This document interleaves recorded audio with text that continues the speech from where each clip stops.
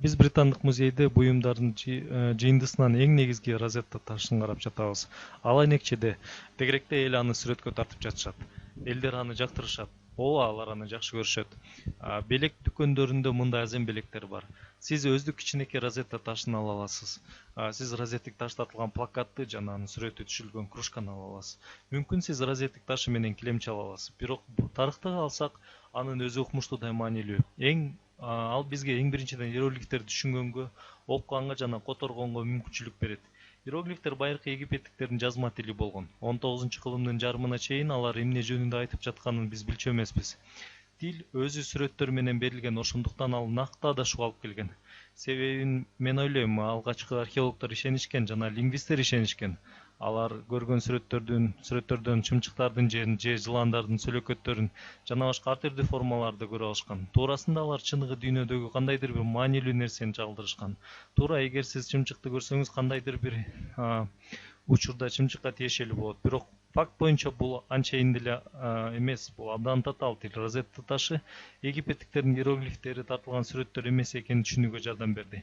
Алар пиктограммалар эмес, бул чындыгында фонетика. Ошентип бардык тартылган сүрөттөргө окшош нерселерди чындыгында тыбыштарды чагылдырат. Демек, ушинтип алар кантип байыркы Египет иероглифтерин которууну түшүнүшкөн.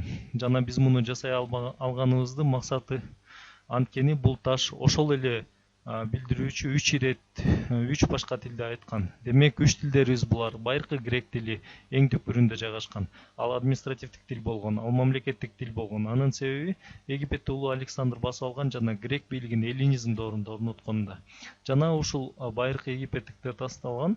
Келе эске салалы, биз болжол менен биздин заманга чейинки 200-жылдар жөнүндө айтып жатабыз.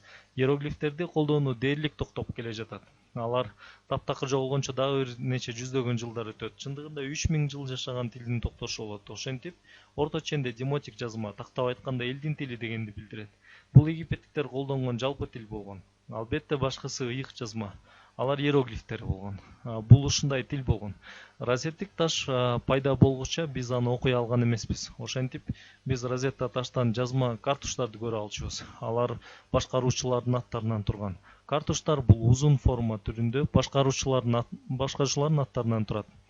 Мындай учурда Птолемей 5 болмок. Ошентип, бул башкаруучунун атын ушул 3 тилде айырмалагандан кийин биз иероглифтер чечмелегендин ачкычын таптык.